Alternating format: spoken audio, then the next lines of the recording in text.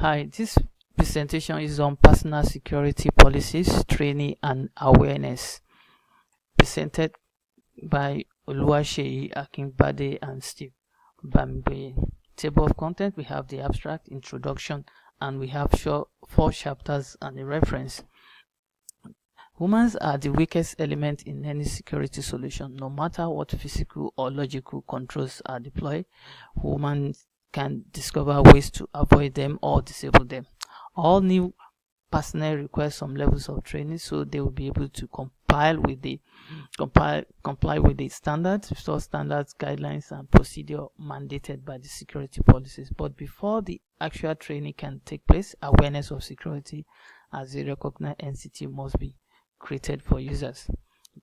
The introduction. The work is geared towards security awareness in enterprises and making sure before employees are hired, some certain levels of procedure that should be considered, and when they are hired, they need to be brought into the enterprise in an organized manner. Issues, problems, and compromises related to humans occur at all stages of security solution development. This is because humans are involved throughout the development, deployment, and the ongoing administration of any solution. This chapter, chapter 1, we talk about personal security policies. Organization hired staff without knowledge of where they had worked before. The following are recommendations on how companies can mitigate against this attack. The steps that must be taken to avert this security breach, violations, threats, and risks includes the following. This is the pre-hire, that is before an employee is employed or hired. We need to have a job description or job responsibility in place. Job responsibility or job description. The job responsibilities are the specific work tasks an employee is required to perform in a regular basis. And we talk about job separation. There should be a job separation.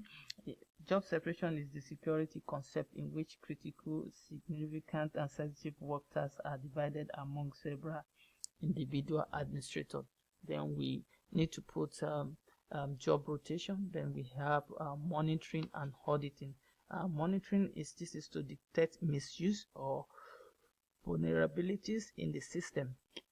And the training, all users must be trained repeatedly, annually, or if there's any violation in the system. And we must actually do a background check on every new employee that needs to be hired, because the background check, the organization must know who they are hiring, the info, and they should be able to verify the information they have on their resume, and an appropriate background check must be done in order to be sure they are not hiring a criminal. Personal security policies continue. There should be a signed agreement which might include acceptable use, non-disclosure, monitoring, or no compete.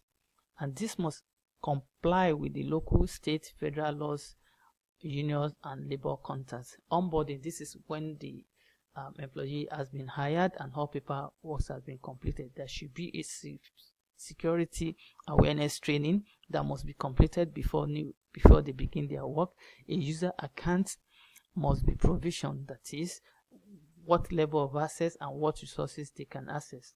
The principle of least privilege means that users are only given access based on their defined roles and nothing more. Personal security recommendation. It is recommended that employees need to be monitored.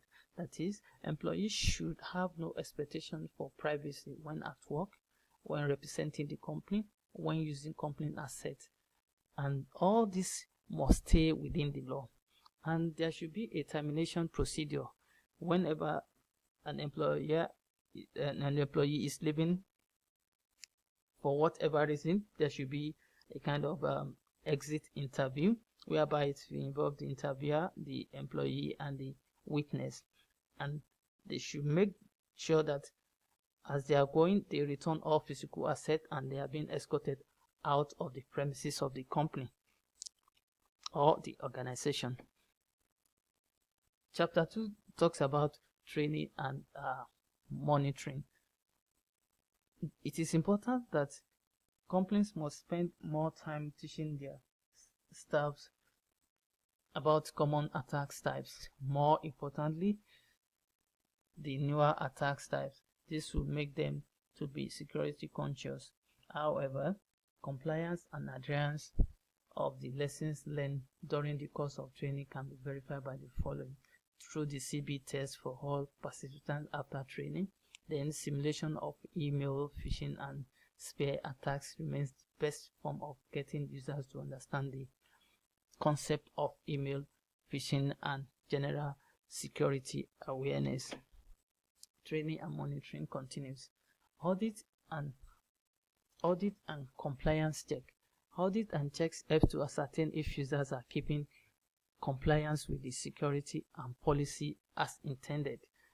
The fourth one is checking the internet proxy logs.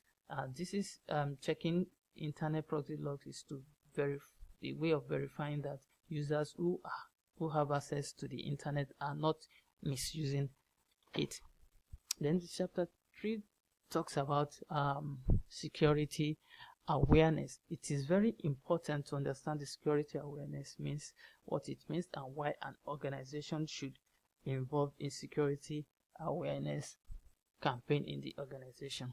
A prerequisite to security training is awareness. The goal of creating awareness is to bring security to the forefront and make it recognized entity for users. Awareness and training are often provided in-house. This means these teaching tools are created and deployed by and within the organization itself.